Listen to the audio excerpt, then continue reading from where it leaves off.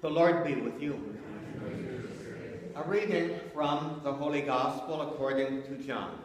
Glory to you, Lord. Jesus said to his disciples, "As the Father loves me, so I also love you. Remain in my love. If you keep my commandments, you will remain in my love, just as I have kept my Father's commandments and remain in his love. I have told you this, so that my joy might be in you, and your joy might be complete." The Gospel of the Lord. Praise to you, Lord Jesus Christ.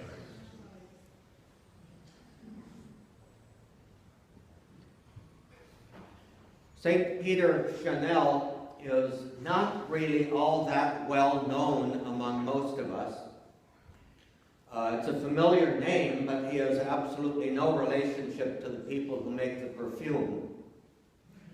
And there is a parish down in Hawaiian Gardens, which, unless we are familiar with it, probably few of us could locate it on the map, named St. Peter Chanel.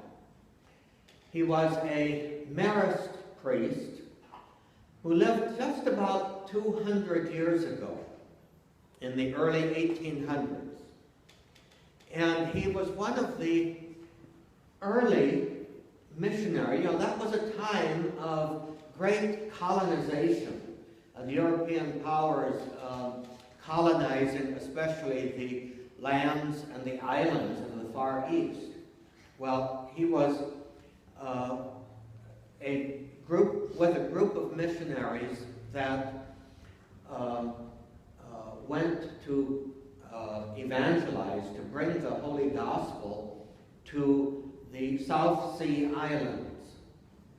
And he in particular went to an island called Futuna, which is, I'm not too sure that I could locate it on a map unless I looked it up on Wikipedia. But it's a tiny little island with a native population there, and a king and a couple of other rulers under the king. And they had moderate success for a few years. They baptized a few people. But when the son of the king became Christian and was baptized, the king himself began to become frightened that this new European religion, if it really caught hold, would threaten his power, would threaten his rule, would threaten his position. And he talked a little bit about that and wondered what to do about it, and happened to mention aloud that it would really be good if he could be rid of these missionaries. Just like the henchmen of King in Thomas Becket's time, they took him seriously, and a few of his subordinates went out and murdered Peter and some of the other followers. They also killed the king's son, which was obviously not too good.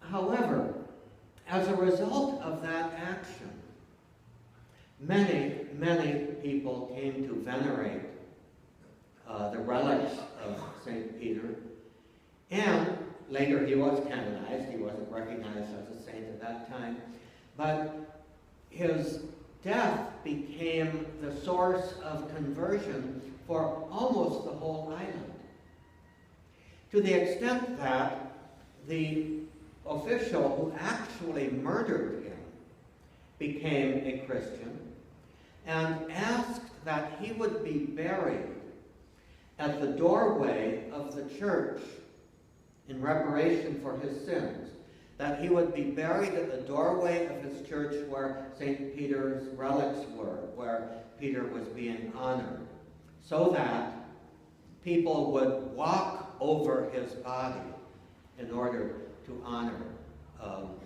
Peter.